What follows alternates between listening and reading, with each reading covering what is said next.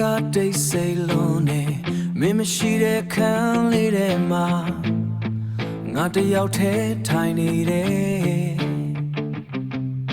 အမတ်တရားတွေကပဲငါဘေးမှာမင်းနဲ့ရဲခဲ့တဲ့နေ့တွေအိမ်မက်လိုပဲလွင့်သွားပြီမင်းမရှိတဲ့ဒီလမ်းမှာငါချစ်လမ်းတွေမသွားချင်တော့ဘူး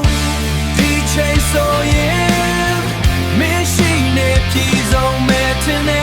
အခုတော့ငါလုံးလေးအလင်းတော့မချင်တော့ဘူးမင်းမရှိတဲ့ညတိုင်းမှာအမတ်တရားတွေကိုဖတ်ပြီးငိုတယ်မင်းသာငါဘေးမှာရှိရင်ငါဒီလောက်မနာချင်ဘူးတင်နေဖုန်းတွေကမင်းတဲ့ပုံတွေမပြတ်နိုင်သေးဘူးကြည်ရင်လည်းပဲမျက်ရည်ကျတယ်မင်းမသိတဲ့ငါရဲ့နာချင်မှုမင်းနဲ့ပြောခဲ့တဲ့စကားတွေချက်ဟောင်းတွေထဲမှာပဲချန်နေပြန်ဖက်တိုင်းငါနှလုံးသားထက်ခွဲ